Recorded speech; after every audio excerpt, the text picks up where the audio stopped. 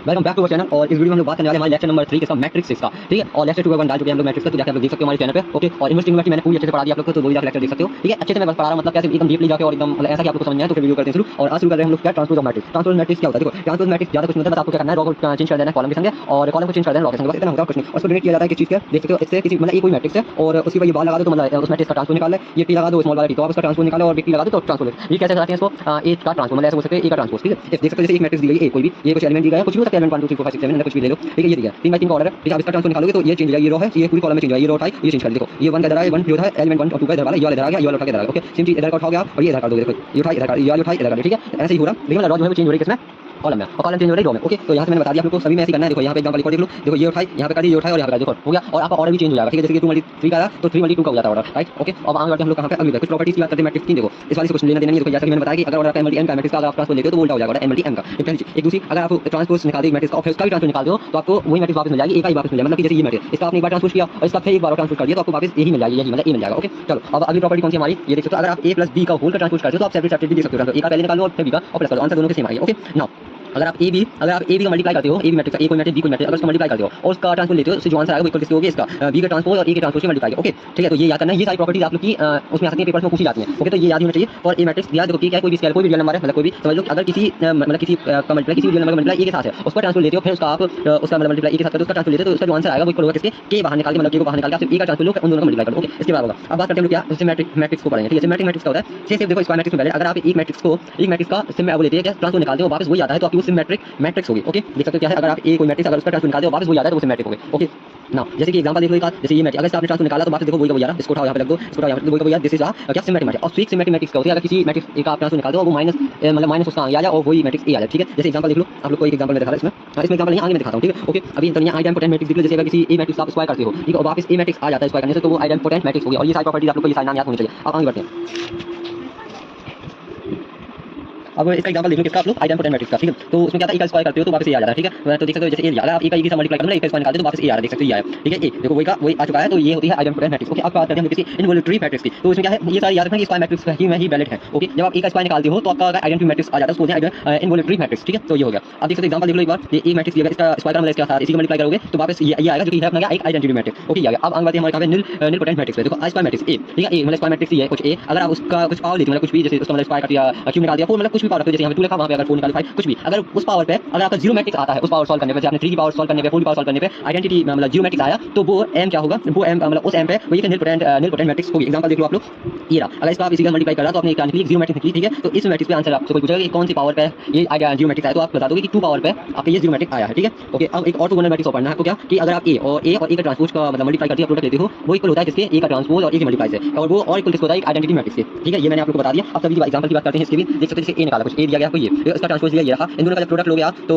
ये देख सकते हो आप लोग, इधर से मतलब सॉल्व करोगे तो आपका ये आएगा, जो कि आइडेंटिटी मैट्रिक्स, ओके। सेम चीज एक उल्टी में देख सकते हो कि पहले आप एक ट्रांसपोज वाले का उसका मल्टीप्लाई करते हो तो अभी आपका एक आइडेंटिटी मैट्रिक्स आ रहा है, तो यहाँ से सॉल्व हो चुका है, ओके। नाउ अभी आपको एक एग्जांपल बताना भूल गया मैं, कौन सा, एक स्वीक सिमेट्रिक का। तो इसका एग्जांपल मैं देखो अद्भुत आऊंगा आपका, ओके। तो यहाँ पे होगा एक सेकंड, ये सिमेट्रिक वाला एग्जांपल ये भी नहीं है, चलो मैं थोड़ी देर में आगे दिख रहा हूं, ओके ना। आपको कुछ थ्योरम मैं मतलब ऐसे बोल सकते हैं ये प्रूव करने में आ सकती हैं, ये वाली चीजें। तो कुछ क्वेश्चन जो आएंगे मतलब प्रूव में, वो मैं अभी से बता रहा हूं, ठीक है। जैसे ऐसा आएगा, फॉर एनी इक्वेशन, जैसे आपको for N E square matrix A with real number and a + b का transpose is the symmetric and a - का ट्रांसपोज इज द स्वीक सिमेट्रिक, ठीक है। तो ये आएगा आपको कहीं प्रूव करने के पहले आप करो इसको प्रूव करिए सिमेट्रिक मैट्रिक्स है कि नहीं है, ठीक है। तो आप कहीं प्रूव करने तो आपको उसका ट्रांसपोज ले लेना है, तो आप लेट करना पहले f = this, इसी को आप उसका ट्रांसपोज करोगे तो ये आएगा। अब आपने ट्रांसपोज की प्रॉपर्टी पढ़ी थी, ए यहाँ पे क्या है, यहाँ पे देखो मैं प्रॉपर्टी बता रहा हूं, ये वाली a + ये वाली, देख सकते हो आप a + b का होल का ट्रांसपोज करो तो सेपरेट जाएगा, ठीक है। तो सेम चीज क्या होगा, तो यहाँ पे जब आपने इसका ट्रांसपोज लिया तो इसके पास ट्रांसपोज जाएगा और इसके ऊपर का इसके पास जाएगा, ठीक है। अब ए का ट्रांसपोज यहीं पे रह गया, ठीक है, और राइट और जब इसका ऊपर भी ट्रांसपोज का भी ट्रांसपोज निकालते तो वो कभी वापस मैट्रिक्स आ जाता है, ये आ गया। इसको अरेंज कर लो, ये पहले लिखो, इसको बाद में लिखो, और ये प्रूव हो गया कि हमारे symmetric matrix, okay okay. Now अब ऐसे मैट्रिक्स क्या थी कि वही का वही आगे सॉल्व करने, तो यही का ये आगे सॉल्व करने वापस, ओके। नाउ मतलब कैसे वो आगे मतलब किसी का ट्रांसपोज निकालने से मैट्रिक्स आ, जैसे इसका ट्रांसपोज निकाला तो वो आगे वापस x, ठीक है, ये हो गया। नाउ अब आगे बढ़ते हैं हम लोग कहां पे, एक स्वीक सिमेट्रिक्स पे। तो यहाँ पे थोड़ी सी मिसप्रिंट हो चुकी है, इस पे ध्यान मत देना, ठीक है। अब देखो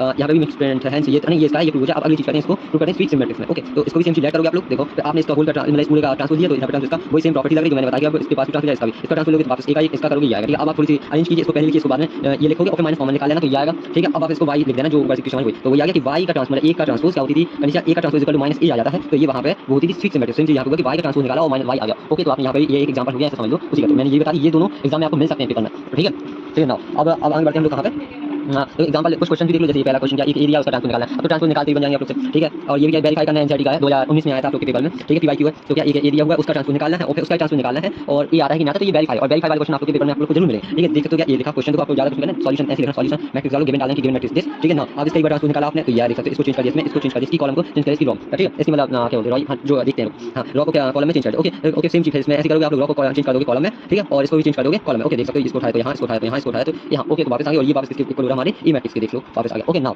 अब ये क्वेश्चन आप लोग का है नहीं, बाकी आप लोग ये चेक करना चाहो प्रैक्टिस के लिए तो सॉल्व कर सकते हो कि a + 2a का ट्रांसपोज माइनस b क्या आइडेंटिटी मैट्रिक्स आता है कि नहीं आता, ठीक है। तो ये सॉल्व कर लेना आप लोग, सॉल्यूशन है, बड़ी प्रैक्टिस करो, ओके। नाउ ये आप लोग का एनसीईआरटी का, इसकी प्रैक्टिस कर लें क्वेश्चन की, ओके।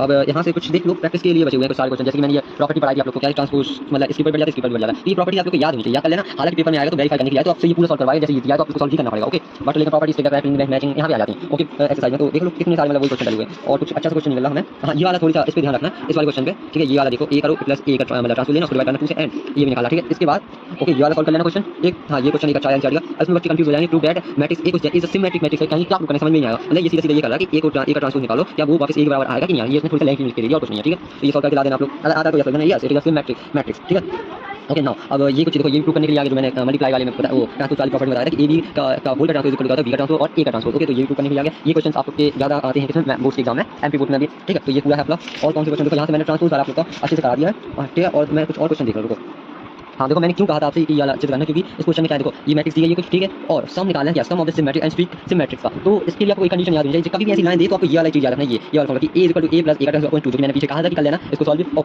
प्लस ये भी जो है a - a का ट्रांसपोज अपॉन 2, ठीक है। इन दोनों को प्लस करके आपको a निकाल के लाना है, ठीक है। ये मैंने बताया था पीछे, इसलिए कह रहा था कि अच्छे से कर लेना, क्योंकि आप ये जब पता लगाओ ये क्या आएगा सिमेट्रिक का, इसको जब सॉल्व करेंगे आगे तो इसका भी सिमेट्रिक आएगा, ठीक है। और दोनों का लिखा है सम लिखा हुआ है, इसलिए सम करके लाना है, ठीक है। तो ये सॉल्व कर लें, इसका आंसर देखो, मैं पूरा सॉल्यूशन दिखा दे रहा है, ये आपको सॉल्यूशन आप लोग देख लेना, ज्यादा कुछ नहीं है तो बन ही जाएगा, मैं फालतू टाइम वेस्ट नहीं करना चाहता इतना सारा, ठीक है। तो आप लोग की ये क्वेश्चन देखो, ये देखो इनवॉल्यूटरी मैट्रिक्स भी आगे, जैसे मैंने एक पढ़ाया क्वेश्चन आप लोग को, मतलब प्रॉपर्टी बताई क्या थी, a स्क्वायर इक्वल क्या आएगा आइडेंटिटी मैट्रिक्स, देखो इसका स्क्वायर करो, जब मतलब इसका स्क्वायर करा तो इसका मतलब दोनों का प्रोडक्ट स्क्वायर लगा के तो बाकी आइडेंटिटी मैट्रिक्स आ चुकी है यहाँ पे, ओके। ये क्वेश्चन है, इस प्रकार क्वेश्चन आपको देख सकते हैं, ठीक है।